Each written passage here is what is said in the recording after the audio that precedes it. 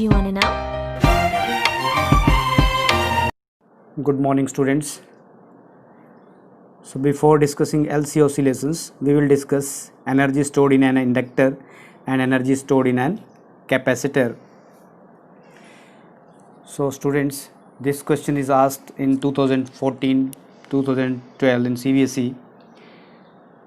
So CBSE 2012-14 में ये question पूछा गया है, ठीक है, कि what is the energy stored in an inductor, या we can say sometime it is written like energy stored is equal to half Li naught square. Prove that energy stored in an inductor is half Li square. तो देखिए आपने देखा था कि जब हम किसी इंडक्टर को AC करंट सप्लाई करते हैं, ठीक है, AC करंट जब हम देते हैं, that energy is E is equal to E naught sin omega t. Then what will happen when a current grows through an inductor? जब करंट ग्रो करेगा through an inductor, a back EMF is set up which oppose the या which opposes the growth of current. जो current grow कर रहा है उसको oppose करेगा. So work needs to be done against the back EMF in building up the current. So this work done is stored as magnetic potential energy. जो work done stored हुआ that is known as magnetic potential energy. तो हम क्या देखा यहाँ पे कि जैसे ही करंट ग्रो करता है इस इंडक्टर में, तो इसमें एक ये मैग्नेट बन जाता है, और मैग्नेट बनने से क्या होगा, इसमें EMF सेटअप हो जाती है, और वो करंट का जो करंट ग्रो कर रहा है उसका अपोज करता है, ठीक है. लेंस जो आपने लेंस लो पड़ा है उसमें ये ऐसा होता है, ठीक है. जो जिसको मीन्स जैसे इसने इसको करंट दिया तो यही इसका अब अपोज करेगा जब उसके पास एनर्जी आ जाएगी. So work needs to be done against the back EMF. तो हमें बैक EMF के अगेंस्ट कुछ वर्क डन करना पड़ेगा, और this work done stored as magnetic potential energy. This is known as magnetic potential energy. So suppose करते हैं let I be the current flow through inductor, ठीक है. Let I be the current, let I be the current through inductor, through the inductor को L से लिखते हैं हम, inductance, inductor having inductance at any, we can say at any instant means any fraction of second means that is time t. The current rises, okay, the current rises at the rate, current कैसे increase करता है, at the rate di/dt, ठीक है, rate of flow of current with respect to time. The current rises at the rate of di/dt so that the induced EMF is set up. So that the induced EMF is set up, that is equal to E is equal to minus L di/dt, ठीक है, minus L di/dt. L का मतलब है यहाँ पे inductance, और di/dt is rate of change of current, और minus sign का मतलब है कि it oppose the grow of current. Okay, so work done. So what will be the work done? The work done, so work done against the induced EMF, the work done against the induced EMF in small time. small time में जो work done किया गया against the जो induced EMF उसके, ठीक है, small time that is dt. if dw is the small work done then that dt is the small time. okay, is क्या आएगा आपके पास, work done आपको पता है work done होता है पावर के केस में. देखिए पावर होता है rate of work done with respect to time. तो वर्क डन विल बी, अगर ये स्मॉल वर्क डन है तो work done is P into T means P into D T, small time. Okay, तो आपने देखा कि जो रेट ऑफ जो आपके पास P की value that is equal to VI या EI. तो आप यहाँ से देख सकते हैं ये बिकॉज ऑफ दिस फॉर्मूला. तो we will write here EI dt. Clear, इसी फॉर्मूले में हमने P की वैल्यू सब्स्टिट्यूट कर दी with minus sign. You can write the value of E that is minus E VI dt. Okay, तो अब हम वैल्यू सब्स्टिट्यूट करके इसको find against this we can say back EMF we have to do the work. So that is dw is equal to minus of EI dt. तो value substitute करेंगे तो आपके पास ये प्लस हो जाएगा, क्योंकि E की वैल्यू क्या है L और di/dt, और साथ में क्या है I यहाँ पे, क्योंकि हमने इसकी वैल्यू सब्स्टिट्यूट की सिर्फ I की, सॉरी E की.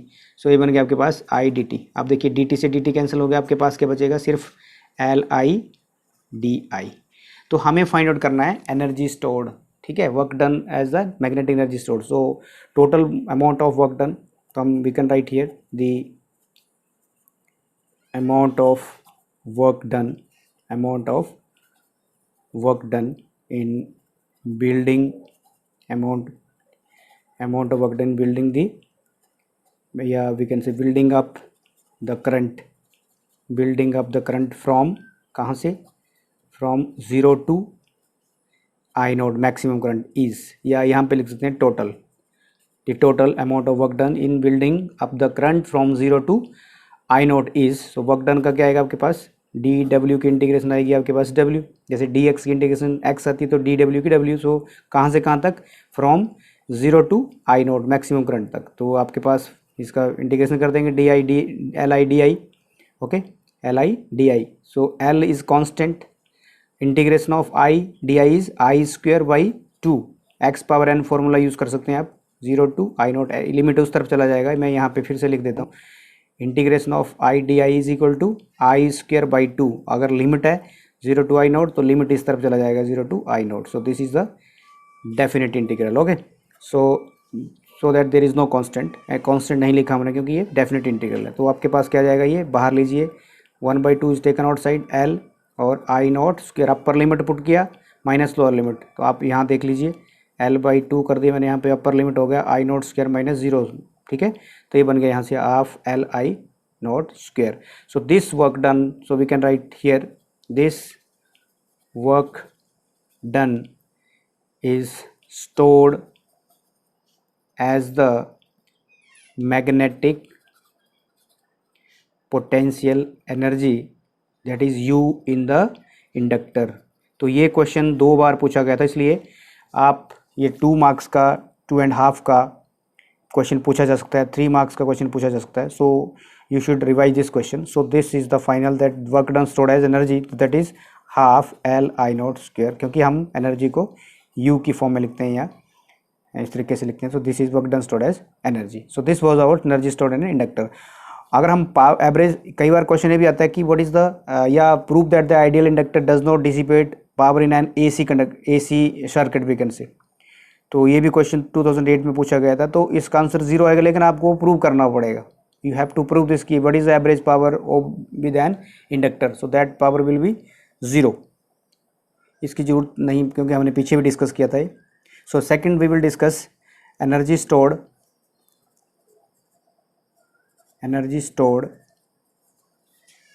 for the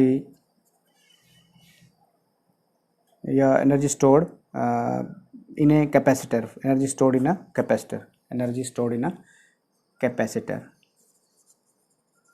energy stored in a capacitor। जिस तरीके से हमने डिस्कस किया energy stored in inductor, so similarly energy stored in a capacitor. अभी देखिए हम यहाँ पे कैपेसिटर की डायग्राम बनाएंगे और उसके बाद उसको डिस्कस करेंगे। कैपेसिटर मीन्स ये देखिए आप, ये आपके पास कोई कैपेसिटर है और इसको हमने AC सोर्स के साथ कनेक्ट कर दिया। अभी इसको हम डिस्कस करेंगे क्योंकि हम आगे जो है LC ऑसिलेशंस पढ़ने वाले हैं, इसलिए मैं इसको दोबारा से डिस्कस करने जा रहा हूँ, ठीक है। तो टॉपिक है energy stored in an capacitor. So we will write here कि consider a capacitor of capacitance C, ठीक है, ये कैपेसिटर है, ये थोड़ा सा लिख देता हूँ मैं, consider a capacitor of capacitance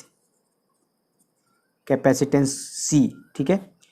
suppose थोड़ा सा आपको जैसे कोई क्वेश्चन आता तो 1-2 लाइन आपको लिखना पड़ेगी, तभी आपको मार्क्स मिलेंगे। Suppose the displacement of charge, ठीक है, इसमें चार्ज फ्लो करेगा, तो इसमें क्या आता है आपको पता है कि charges are flowing to the capacitor. Suppose the displacement of charge is noted by Q from one plate to another, from one plate to another plate to another to we can say one plate to another from one plate to another sets up a potential V किसके बीच में, between its plates, okay।